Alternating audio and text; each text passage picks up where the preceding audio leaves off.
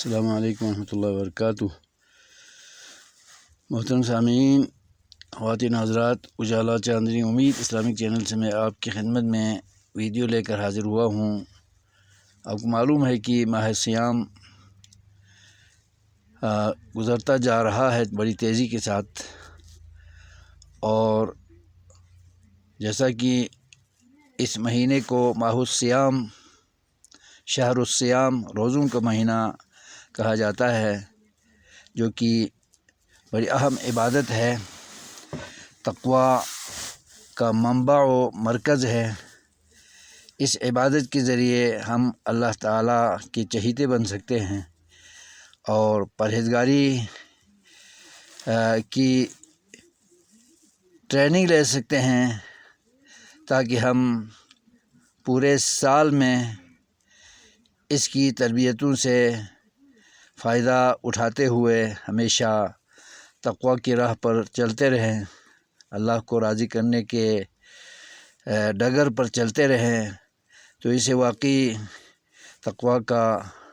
ایک تربیتی سیزن جو کہ ہے اور ہمیں بنائے رکھنا چاہیے، اور اس تقوی کے عمل سے ہمیں ہمیشہ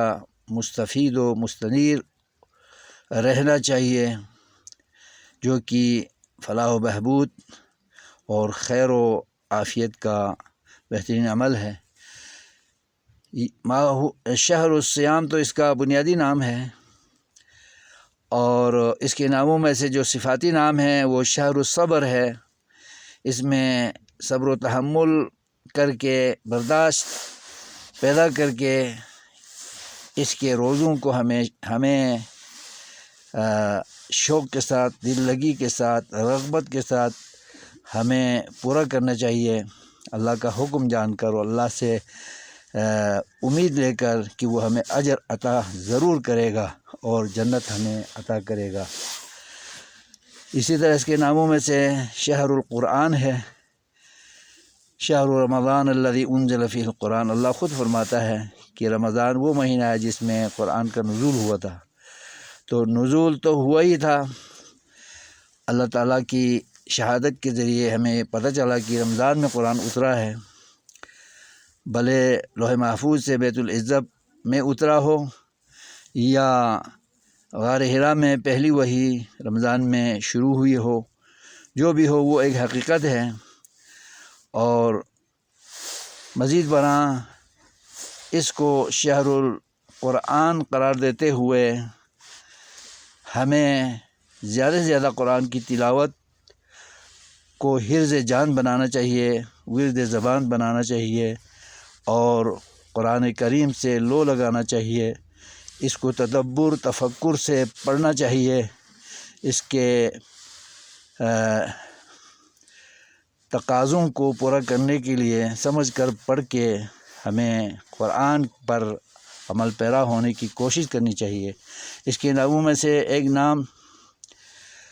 شہر المواسات ہے، خیر خواہی کا مہینہ ہے۔ اس میں ہمیں اپنے معاشرے کے کمزور لوگوں کو یاد رکھنا چاہیے، اور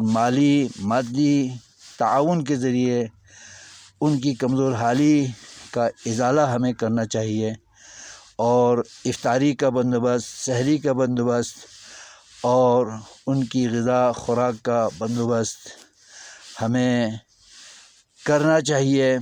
امیروں کو یہ سوچنا چاہیے کہ روزہ رکھ کر ہمیں کتنی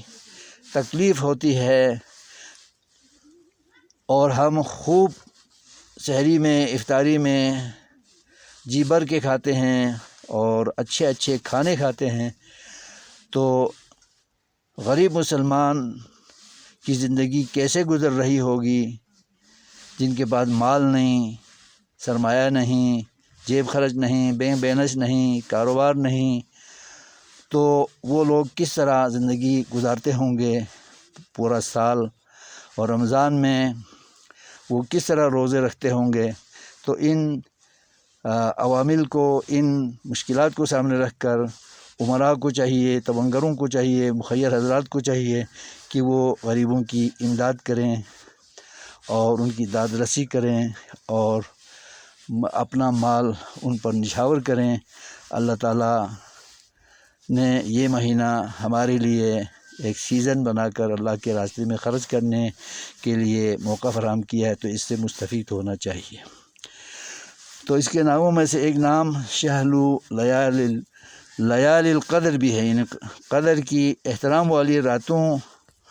والا مہینہ ہے، جو رمضان کے آخری عشرے میں 5 راتیں ہیں، طاق راتیں۔ ان طاق راتوں میں ہمیں جاگ کر اللہ تعالیٰ کے حضور گڑ گڑا کر دعائیں کر کے، التجائیں کر کے اور آنسو بہا کر، تلاوت کر کے، ذکر اذکار کر کے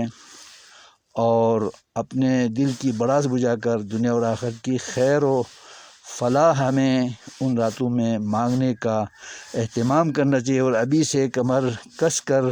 تیار رہیں ان راتوں کو جاگ کر اللہ کی رضا میں گزارنے کا عزم کرتے ہوئے۔ اللہ تعالی ہمیں توفیق دے ان تمام اچھے کاموں کو جو رمضان کے اندر زیادہ اجر کے باعث ہیں، اور تربیت کے مراکز ہیں، ریفریشر کورس ہیں، اور ہمیں اچھے مواقع فراہم کر کے، نیکیوں کے سیزن فراہم کر کے ہمیں اللہ کے قریب کرنے والا مہینہ ہے، اور ساعتیں ہیں اور اوقات ہیں، گھڑیاں ہیں، ان سے ہمیں اللہ تعالیٰ مستفید و مستنیر کرے۔ آمین۔ والسلام علیکم ورحمۃ اللہ وبرکاتہ۔